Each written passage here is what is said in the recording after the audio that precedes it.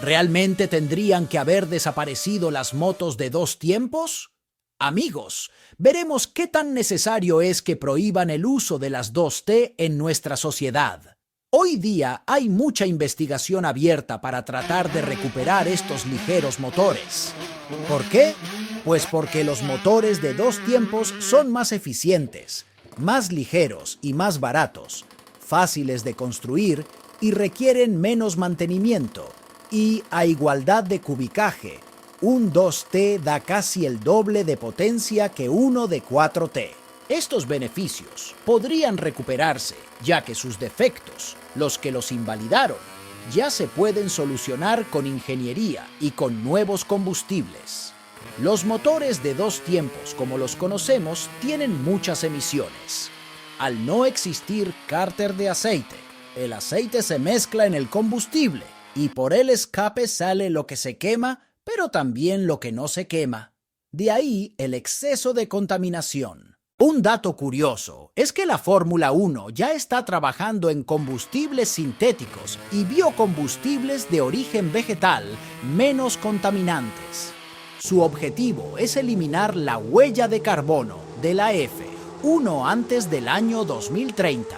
Pat Symonds, director técnico de la F1, nos sorprendió a todos a finales del año pasado, cuando mencionó que los motores de los monoplazas en 2025 podrían ser de 2T.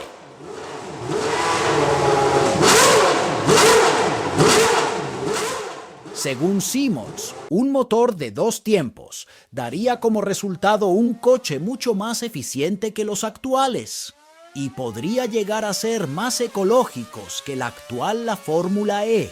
Y sobre todo, devolvernos el hermoso ruido de un motor. En esa dirección están trabajando la F1. Tendrán un ruido distinto, más apagado y sin el olor a ricino tan característico y que tantas emociones producían. Pero serán motores más ligeros, más sencillos, más eficientes. Y esperemos que más baratos también, y mucho más ecológicos que los actuales 4 tiempos. La teoría de esta tecnología es unir la potencia de un 2T con la ecología de un 4T. Además, son un 25% más ligeros que un 4T. No obstante, esta tecnología solo es válida para motores de cierta potencia, donde el peso puede resultar un problema. La clave de su funcionamiento está en un inyector instalado en el cárter del motor, justo en la base del cilindro, que dirige el combustible vaporizado hacia el pistón por su parte inferior. Esta nueva ubicación del sistema e inyección, unido a válvulas de escape que impiden la salida de la mezcla sin quemar, podría hacer que estas mecánicas volviesen a ser una opción medioambientalmente admisible y podríamos estar ante una interesante etapa para este tipo de motores. Con un sistema de inyección directa, la mezcla se introduce en el cilindro cuando el pistón está subiendo hacia la culata, con lo que ésta no pasa por el cárter. Así no hay que preocuparse de la forma de los transfers ni la dinámica del fluido necesaria para pasar del cárter hasta la culata. De esta manera, un cilindro con esta tecnología solo necesita una lumbrera de escape para permitir la salida de los gases quemados.